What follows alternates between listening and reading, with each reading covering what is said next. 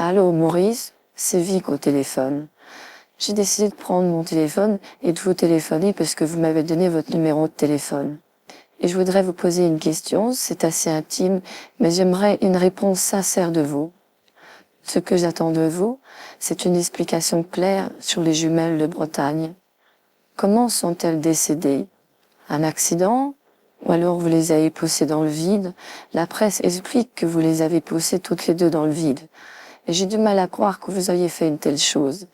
Expliquez-moi les choses et surtout dites-moi la vérité. Ce jour-là, Vic, j'étais sur le pont et je rigolais, je plaisantais avec les sœurs de Bretagne. C'est vrai que ce jour-là, elles sont tombées. D'ailleurs, je n'étais pas tout seul sur le pont. Il y avait le fils de Madame Hermonde. Je pense que vous ne connaissez pas Madame Hermonde, elle vit dans mon petit village. Et son fils jouait avec moi et les jumelles.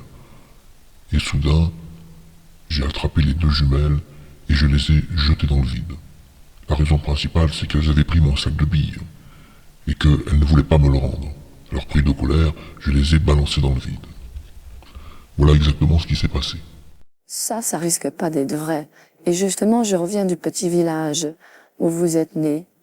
Et j'ai récolté quelques informations sur vous. Je vous connais beaucoup mieux, Maurice. Ce jour-là, vous étiez seul avec les deux jumelles parce que le fils de Madame Hermonde ne pouvait pas se trouver avec vous sur ce pont puisqu'il était en prison à ce moment-là.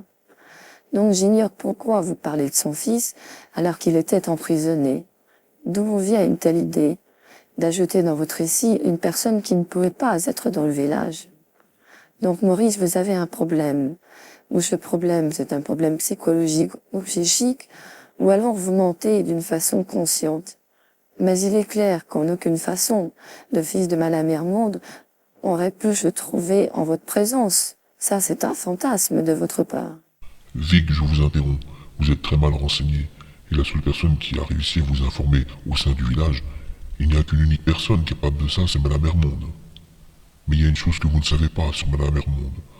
Son fils n'était pas en prison à ce moment-là. Son fils se trouvait avec moi sur le pont. Et c'est une chose importante à dire. S'il s'est passé quelque chose, je parle de son fils, elle a évidemment oublié de vous en parler. Son fils était mon meilleur ami. Il s'appelait Moretti. Qu'avez-vous dit? Son fils, le fils de Madame Hermonde, c'est bien cela que j'ai entendu, s'appelait Moretti. Mais Moretti, c'est le nom de votre avocat. Votre avocat serait ainsi votre ami d'enfance. Mais alors, si c'est vrai, Madame Hermonde, son nom de famille c'est Moretti, c'est Hermonde Moretti. Dans ce cas-là, l'avocat c'est son fils. Vous vous rapprochez de plus en plus de la vérité, mais attention que cette vérité ne vous brûle pas le regard de la voir de trop près. Mais je vais être beau joueur avec vous. Oui, effectivement, Madame Hermonde a un fils. Son fils, c'est mon ami d'enfance, il est avocat aujourd'hui. Il s'agit de Hervé Moretti. Il est le fils de Madame Hermonde. Et je pense que ça, elle a oublié de vous le dire. Et son fils n'était pas en prison. Elle l'a simplement couvert parce qu'il se trouvait sur le pont avec moi et qu'elle a voulu surtout le protéger de la police pour que justement la police ne le jette pas en prison. Il était mieux qu'il y ait qu'un seul coupable et que je reconnaisse par aveu que j'avais poussé les deux jumelles plutôt que impliquer son propre fils.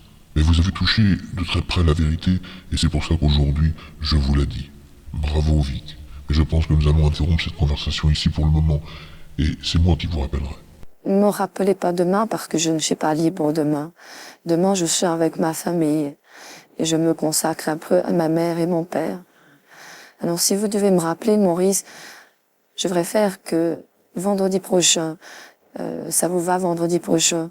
De cette manière, ça laissera un petit peu de temps pour réfléchir. Parce que là, vous venez de m'apprendre quelque chose d'incroyable. Madame Hermonde, son fils serait l'avocat Hervé Moretti. Voilà une chose qu'elle ne m'a pas dit quand je l'ai vu dans votre petit village. Mais alors, c'est une information capitale, parce que si son fils est Moretti qui n'était pas en prison, elle m'a volontairement menti. Et dans ce cas, si son fils était sur le pont avec vous, il est possible, et je dis bien il est possible, Maurice, que vous vous accusiez d'un crime que vous n'avez pas commis. Et qu'en réalité, Hervé Moretti, c'est lui qui a possédé les deux jumelles. Dans ce cas, c'est un meurtre. Et dans ce cas, Madame Hermonde Moretti a couvert son fils pour que justement la police ne l'entende jamais. Et là, vous voyez, l'histoire devient beaucoup plus claire. On a un véritable tueur en série, et ce n'est pas vous, c'est votre avocat. Et ça me semble, à la limite, beaucoup plus logique. Ça expliquerait que Madame Hermonde m'ait caché la vérité. Et que vous l'ayez aussi caché bien longtemps, au point de vous accuser vous-même d'une vérité qui n'est pas la vôtre.